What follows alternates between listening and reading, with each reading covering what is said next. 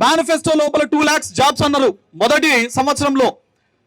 మొన్న ఏదో పాడ్కాస్ట్ లోపల పిసిసి ప్రెసిడెంట్ గారు ఏ విధంగా మాట్లాడారో మీకు తెలియంది కాదు.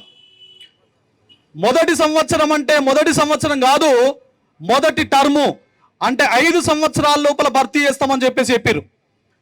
జనరల్గా మనమందరం కూడా ఎకానమీలో చదువుకుంటాం, మా చౌటికి బాగా తెలుసు. గున్నార్ మిర్దాల్ ఎప్పుడు చెప్పిండు రోలింగ్ ప్లాన్ గురించి. ఒక సంవత్సరం ప్రణాళికలు చేయాలా, దాన్ని అసెస్మెంట్ చేసుకోవాలి, మళ్ళీ నెక్స్ట్ ఇయర్ లోపల రోలింగ్ ప్లాన్ ఇంప్లిమెంట్ చేయాలని చెప్పేసి ఎవ్రీ ఇయర్ అసెస్ చేయాలా, ఇంప్లిమెంట్ చేయాలని చెప్పేసి గున్నార్ మిర్దాల్ చెప్తా ఉంటాడు. మేము చెప్పింది 1 year కాదు, మేము చెప్పింది మా ప్రభుత్వం కాంగ్రెస్ ప్రభుత్వం. ఈ దేశం లోపల కాంగ్రెస్ ప్రభుత్వం పంచవర్ష ప్రణాళికలు తీసుకొచ్చింది నెహ్రూ ప్రభుత్వం.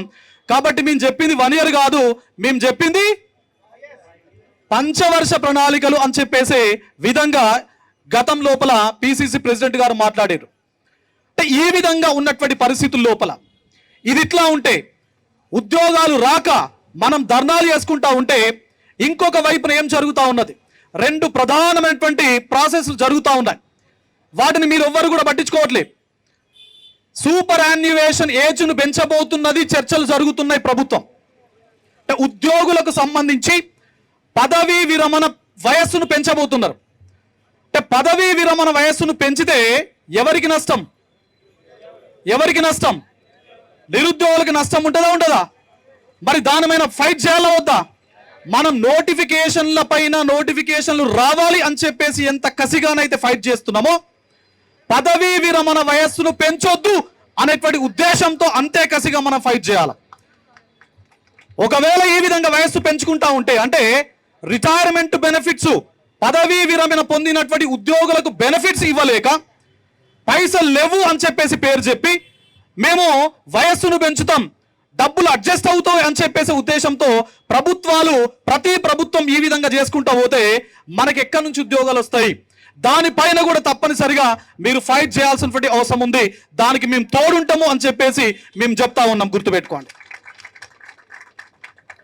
నిన్న పేపర్ చూసినా, ఈ రాష్ట్రం లోపల పాఠశాలలను రేషనలైజేషన్ చేస్తున్నాము ఉద్యోగాలకు సంబంధించి, టీచర్స్కి సంబంధించి అని చెప్తా ఉన్నారు. మరి డిఎస్సి మిత్రులు డిఎస్సి కోసం వెయిట్ చేస్తూ ఉన్నారు. ఈ రాష్ట్రం లోపల 8,000 పాఠశాలల లోపల 16,000 మంది టీచర్లకు సంబంధించినటువంటి ఉద్యోగాలను రేషనలైజ్ చేయబోతున్నాం అని చెప్పేసి స్టేట్మెంట్ పేపర్ లోపల వచ్చింది. మరి 24,200 పాఠశాలలు ఉంటే అందులో 16,000 పైచిలకు ప్రాథమిక పాఠశాలలు ఉంటే 1:30 అని చెప్పేసి ఒక ఫిగర్ను చెప్తున్నారు. యూడైస్ ప్రకారం 1:50 అని చెప్పేసి అంటా ఉన్నది. మరి రేవంత్ రెడ్డి గారిని, తొండల్ రెడ్డి గారిని డైరెక్ట్గా ఈ వేదిక నుంచి నేను క్వశ్చన్ చేస్తా ఉన్నా. మన ఫ్యామిలీ మెంబర్స్ ఒక ప్రభుత్వ పాఠశాలలో చదువుకుంటే లేదా ఒక ప్రైవేట్ పాఠశాలలో చదువుకుంటే ఒక తరగతికి ఒకే టీచర్ ఉంటాడా, 3-4 టీచర్ ఉండాలా? ఒక సబ్జెక్టును ఒక టీచర్ చెప్తే 3-4 సబ్జెక్టులు ఉంటే ఎంతమంది టీచర్లు కావాలి మనకు?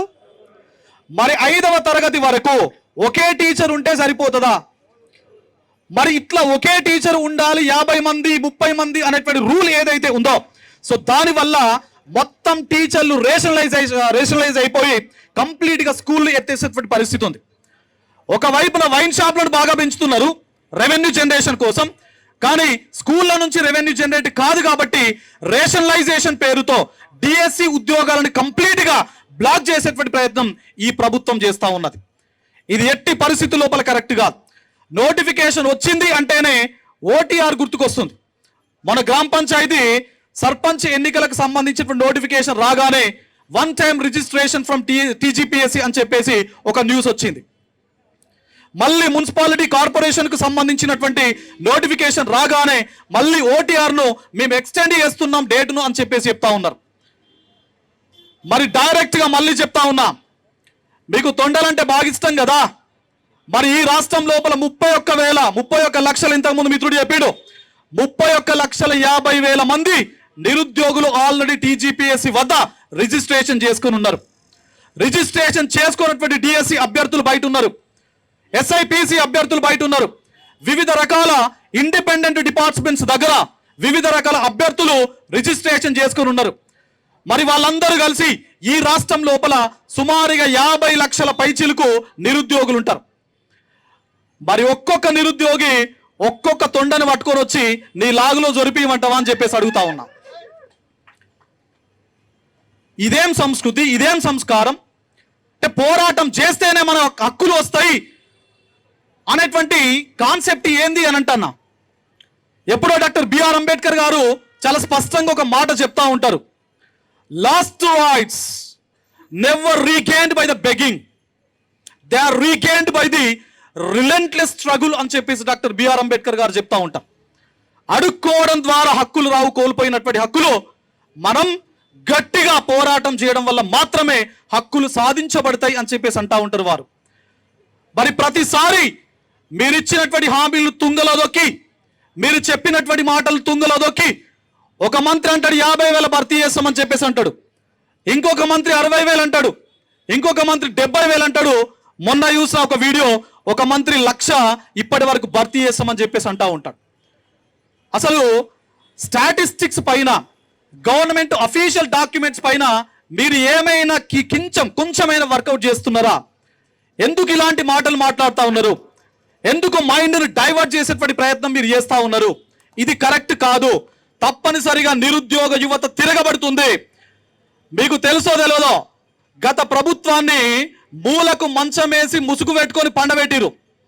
మీరు ఈ విధంగా చేస్తే మిమ్మల్ని కూడా మూట గట్టి కొడంగల్ పంపించి మూలకు మంచం వేసి ముసుగు పెట్టుకొని పండించే విధంగా కూడా ఇక్కడ ఉన్నటువంటి ఆంధ్ర నిరుద్యోగులు మీ పైన పోరాటం చేయక తప్పదు అని చెప్పేసి ఈ వేదిక ద్వారా మీకు నేను చెప్పదలుచుకున్నాం. కాబట్టి చాలా మంది మాట్లాడవలసినటువంటి మిత్రులు ఉన్నారు కాబట్టి స్ట్రైట్ గా మళ్ళీ చెప్తా ఉన్నాను. నోటిఫికేషన్లకు సంబంధించినటువంటి స్పష్టమైనటువంటి క్లారిటీ మీరు ఇవ్వండి. జాబ్ క్యాలెండర్ అన్నారు, జాబ్ క్యాలెండర్ ఇప్పటి వరకు ఇవ్వలేదు. రాబోయే బడ్జెట్ సెషన్ లోపల జాబ్ క్యాలెండర్ కు సంబంధించినటువంటి స్పష్టత ఇవ్వండి. ఎలాంటి నోటిఫికేషన్స్ ఉన్నాయి, ఎన్ని వేకెన్సీస్ ఉన్నాయి, ఏ నెల లోపల ఇస్తున్నారు, ఏ నెల లోపల ఎగ్జామ్ పెట్టబోతున్నారు, ఏ నెల లోపల రిజల్ట్ ఇస్తున్నారు, ఏ నెల లోపల అపాయింట్మెంట్ ఆర్డర్స్ ఇవ్వబోతున్నారు అనే స్పష్టతతో జాబ్ క్యాలెండర్ ను రాబోయే బడ్జెట్ సెషన్ లోపల మీరు తప్పనిసరిగా ఇంట్రొడ్యూస్ చేయాలి అని చెప్పేసి ఈ సభా వేదికగా నిరుద్యోగుల పక్షాన నేను డిమాండ్ చేస్తా ఉన్నా. ఒకవేళ బడ్జెట్ సెషన్ లోపల కనుక మీరు ఈ చర్య తీసుకోకపోతే 30 లక్షల మంది సెక్రటేరియట్ ముట్టడిస్తారు అని చెప్పేసి ఈ వేదిక నుంచి మీకు స్పష్టమైనటువంటి సంకేతాలను నేను ఇవ్వదలుచుకున్నా. So thank you. ఎట్టి పరిస్థితి లోపల డిసప్పాయింట్ కావద్దు. భవిష్యత్ అంతా మనదే. కలిసి కొట్లాడదాం. మేమందరం కూడా మీతో నడుస్తాం.